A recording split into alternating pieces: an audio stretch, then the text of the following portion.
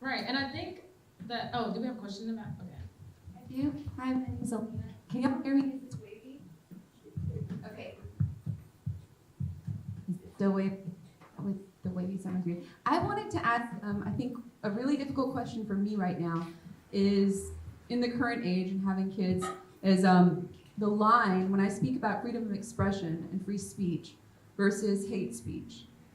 And it's very challenging because I've always been very pro every free speech, but I find myself right now having kids trying to explain to them why some things aren't really necessary to say. And I don't know if that's the right thing to say, I don't know if that's the right question, but I'm curious about your thoughts on that as both artists and as members of communities.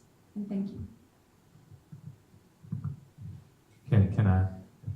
Yeah. So as a artist and as a father of one of the artists who has literally grown up inside of this world of true freedom of expression, there are some fine lines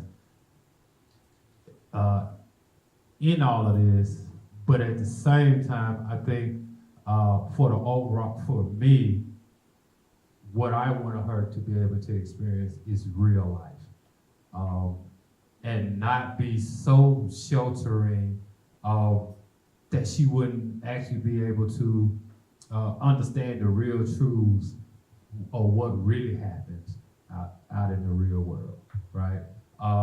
And we are in the Bible Belt, and so a lot of people get offended by words often.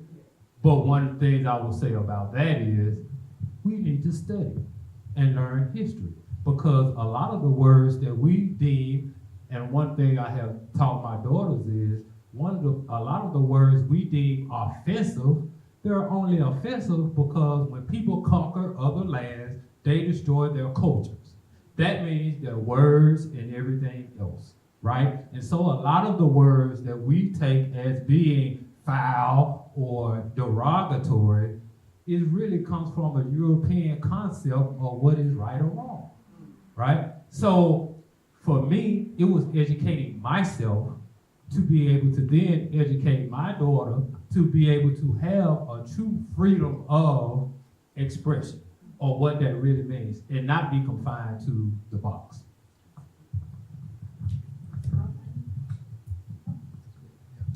I want to speak to that as a person who's studying political science when it comes to hate speech and things like that. I think it all depends on the intention of the speaker.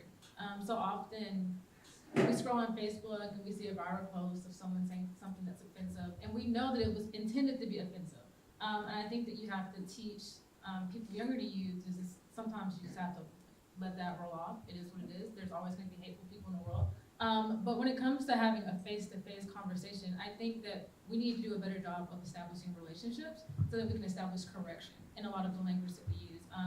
Right now, we're in an interesting time where there's like a lot of generations, a lot of culture mixes that's happening. So some things that might be offensive to you may not be offensive to someone else. And you have to have that relationship to look someone in the eye, face to face, and say, hey, that hurt, or hey, that's not okay. And we have to hold each other accountable in that. And that we also need to recognize like our privilege of being able to communicate with each other and say that that's offensive. There's so many communities now that are silent, that people say things so mainstream and we have no idea that it's offensive. So when you have the opportunity to sit in front of someone, definitely hold them accountable in their language.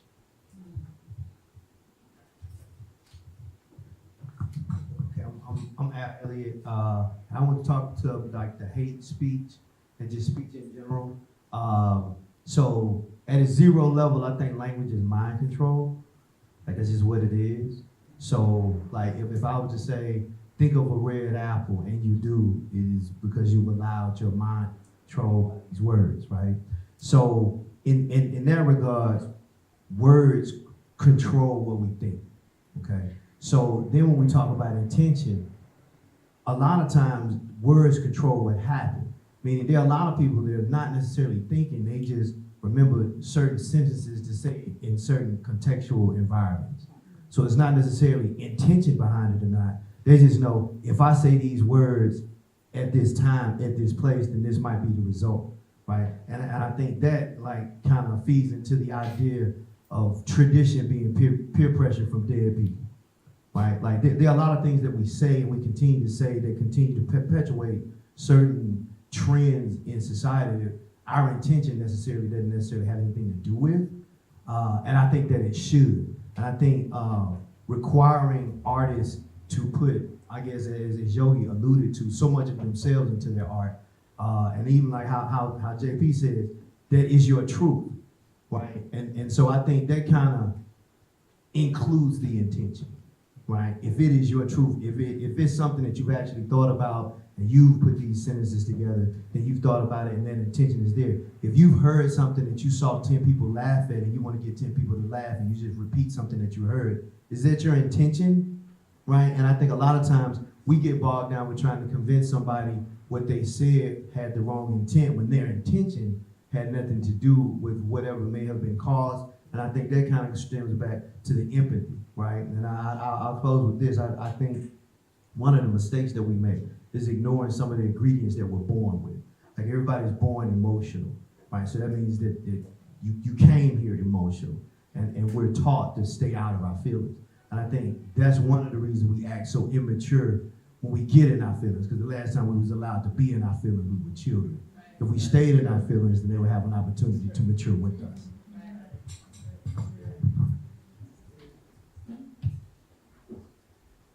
Try to be quick because I know y'all got a whole thing to do. There we go. So we're at this really interesting place right now in history where we have access to so much information. It is nonstop, constant, endless amounts of media where we can take people's thoughts, put them in words, add them to a melody, and here we are programming a generation to this melody because the beat is just so nice, right? It's just such an interesting place in history. So with that being said, I'm a former poet, and I have 3 artists of my own. One of them is here today. And I make it a point never to censor them in their form of expression because I know what it's like to want to get what you're saying out there into the world in a way. What I always ask them in their expression is, what is your intention though, right? Because when, and I think that you kind of alluded to that as far as are we trying to be hurtful? Are we trying to be ugly? Are we trying to degrade people to make ourselves seem better, superior, cooler, or whatever? Like, what is the intention in this? And I think that's where the gray area is because we've never really been here before in history. We've never had so much content to sift through before. And so it's a new forefront that we're on. And I think we have to take it as we go. But I do think that collectively, we need to ask ourselves. I'm not saying that it's okay to censor. Like I said, I don't censor. My child is 14 years old, and some of the lyrics in her songs, I cringe. I'm like, oh, you're gonna say that in front of other people. She was at earlier performing, and I was like, baby, this is a family event, you know? And it's weird I have to say that, but I do. But I want them to be free. So, but I look at the intention. Her intention is not to be hurtful. She is spilling her heart out on this microphone and giving it to everybody there to listen. That's not the same as I'm going to degrade this guy or this girl because I'm better than him or cool enough. You know, it's just very different. So I say that we need to ask ourselves what the intention is. And if it is hurtful, why? Why is that person hurting? Where's the root of that pain? And that's something that we need to be conscientious of in this new place that we've never been before. And that's all I have to say. Thank you. So I just want to lead into the last question. So the last question is, what can we do to give marginalized artists a seat at the table too, or a space on the stage? I'll speak first. I believe it starts with your own heart condition, because who you are in the core is going to determine how you operate in everything you do. And my passion has been to help other artists because of my own struggles as an artist. And I think it's reaching out, but also setting a path, how you operate as an artist. You never know who's watching how you do what you do. And then start saying how they operate. Like I'm always telling young people that, handle your business as an artist. Make sure you understand your I's are dotted, your T's are crossed, not because that's the paramount of being an artist, but because we're in a system that operates like that. And if you don't know how it operates, you get left behind, literally. And so it's about who you are inside. And I want to kind of go back to intention a little bit, but I'll say like the spirit of how you do something is what's going to bring others to the table. If you say, I'm sorry, or I'm sorry, you can't, it's obviously there are two different sorries, but you can't get that on the screen. That's going to come through human interaction. And I'm sorry is what draws. And they'll come and sit at the table, and there's an element of trust. When you know someone has exposed your heart, like I started playing the African drum a couple years ago, and I just felt like God challenged me. I didn't feel good at all about it because I was like, I'm a novice, I just started, and God was like, take your frailty and your insufficiency out in public and practice. I'm like, oh my God. I felt so insufficient because I didn't have a teacher, but I started practicing in public. And it was amazing, the people that were drawn, all walks of life, every religious background, different colors, different ages, ducks, dogs, everybody came, right? everybody came, but it was the heart of what I was doing. So I don't even think you have to necessarily go get people. If you do what you do with passion and integrity and with love and honesty and a good spirit, people are gonna come of all ages. I think as far as helping, I guess, marginalized, communities, we just need to have a conversation to know what they need, and then we need to be problem solve on how we can give that to them. Because if we never have that conversation, we'll never know that there is a problem there. So if we have a sit down, one-on-one, lay all the problems out, we can then problem solve going forward, I feel. That's good, that's good. Yeah, and so I just want to close and say that I hope that we challenged and inspired a lot of artists in the room to be better artists, to be better people, to build better communities, and to show up for each other like you all have chosen to do.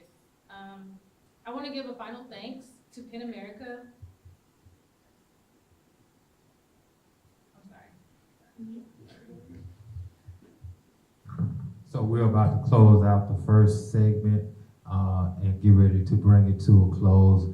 We'll have a couple of final comments from, yes, and then we'll get ready to set up for segment 2 and take just a short intermission break to reset up. Cool? Word. It was already said. Hi, I'm Lamar. I work closely with Alina and Ashley and everyone on board.